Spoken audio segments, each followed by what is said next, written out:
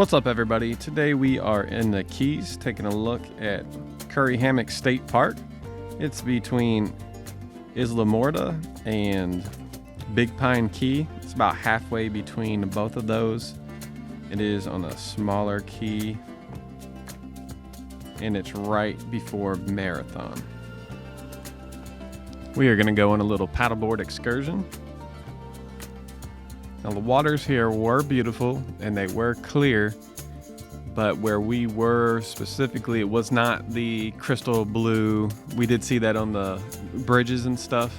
However, it turns out when you go down to the Keys and you don't plan your trip, there's nowhere for you to go. Even though we boondock everywhere we go, the Keys is not a friendly place for this. We would like to have spent quite some time down there and do fishing and everything and have a lot of fun.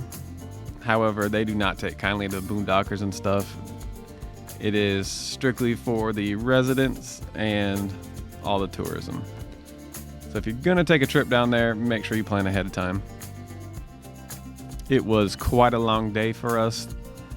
We drove all the way down the Key West. I had never been there, or on the Keys at all for that fact. My wife has been down the Key West at least before. So we got up with the sun, took a trip down there from Homestead, Florida. Drove all the way down there. Then on the way back, we found this place, fortunately, and it was pretty nice. I liked it. If you're going to take a paddleboard or a kayak or anything out, awesome place. I'd recommend it. The current was really strong, but it could be a time of the day and everything. But it wasn't easy, we'll put it that way. We had to get out to the little markers and rope around them and take breaks in between getting out there. And when we finally got out there, we got to a nice big sandbar. It was pretty far out. The camera does not justify how far we actually went. And we took a little rest there. Had a little fun with Brody. Did a little snorkeling. Didn't find too much. And then when we got back, which was much easier, you kind of just drifted in. As long as you steered yourself straight, we kind of just drifted in with the current. And that gave us an opportunity to kind of look at everything in the water, because like I said, the water was clear. There's just this area, there was a lot of seagrass and a little bit of coral and stuff, so it was a little harder to see in the water. But if you went snorkeling or something in there, it was pretty clear. And as you see on the beach here and the sandbar, the water was beautiful.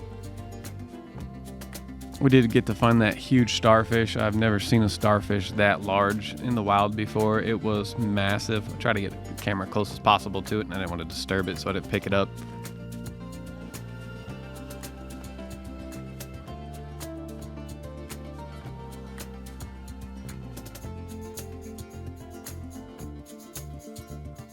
Now, if you don't have time to plan a trip and you try and go anywhere quickly, or you don't have a really nice place to stay, I'd recommend just going somewhere like Clearwater, which is west of Tampa, St. Pete, which is right below that.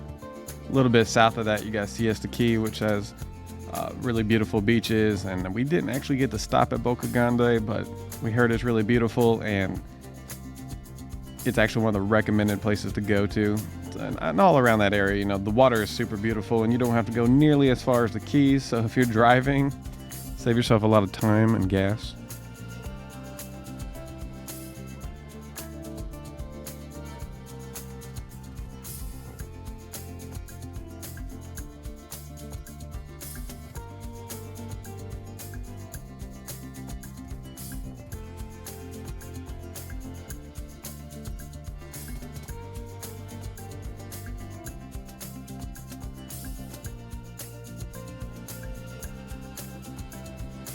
When we got back, people were like, wow, you guys made it all the way out there. They kind of lost sight of us. They were surprised. They tried to take kayaks out, and the current was just too strong for them to get out. So do be safe.